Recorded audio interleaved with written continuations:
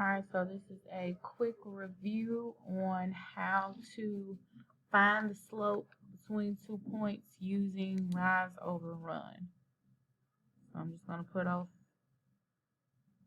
over here to the side, rise over run. All right, so the very first thing that we want to do here is plot the points. So since the points aren't already plotted for us, that means we have to locate these points on this graph ourselves. All right, so our first point is 0 and -3. So I'm going to start here at 0. We know that we have to start on the x-axis and then the y-axis. So our first point here is 0 and -3. So I'm going to start at 0 on the x-axis. And since this is a -3, that means I have to go down 3. So I'm going to start at 0 and count down. 1, 2, 3. So this is our first point at 0 and -3. Our next point is -4 and 2. So again on the x-axis, because this is our x and this is our y, x and y. So I'm going to start with the x first. Since it's a -4, that means I have to go to the left 4 spaces. 1, 2, 3, 4. And since we have a +2, this time I'm going to go up 2 instead of down.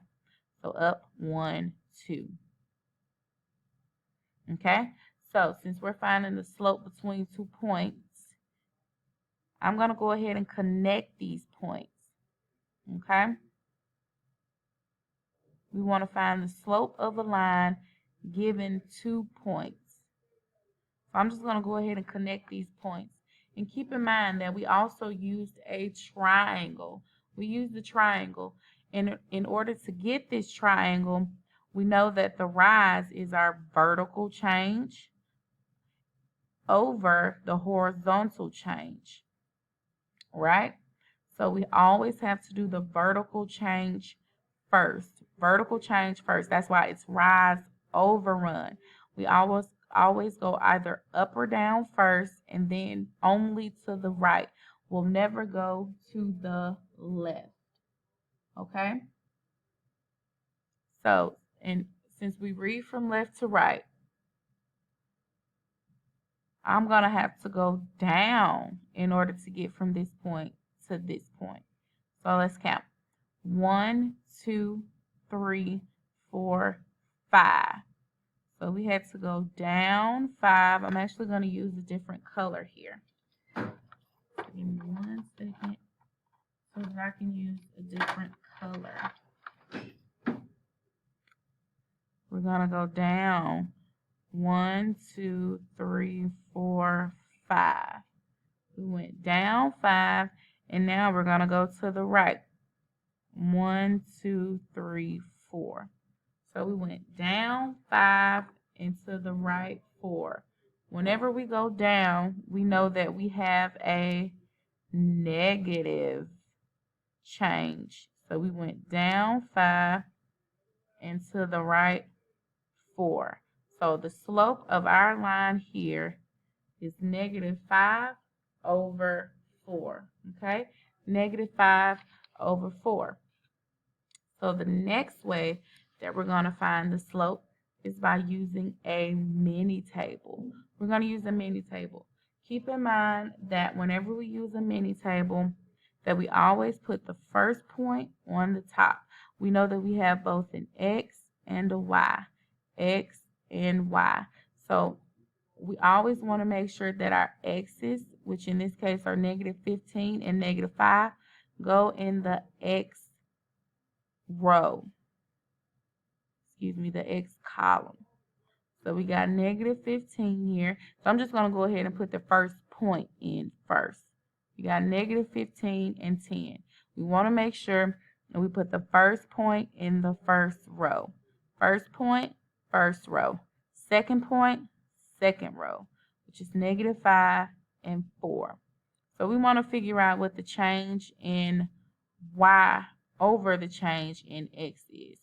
So m, we know that m represents the slope.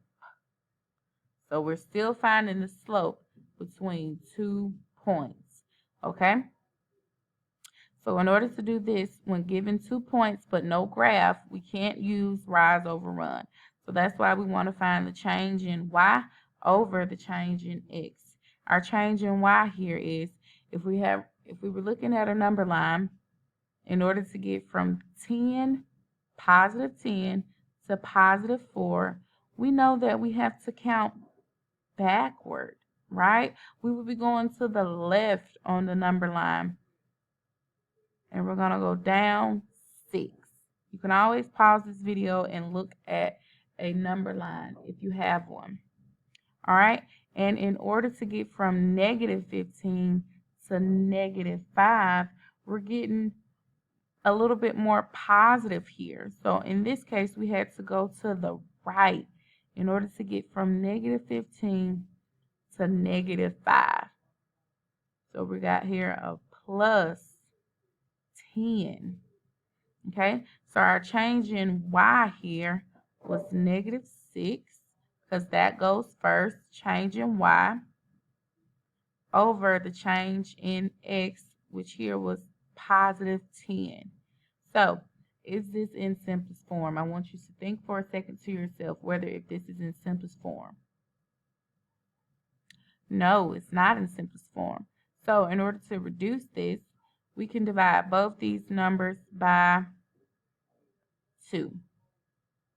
So, negative 6 divided by a positive 2, a negative divided by a positive is a negative.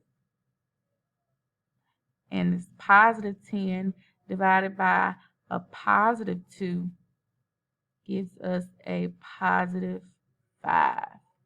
Okay? And this concludes our video.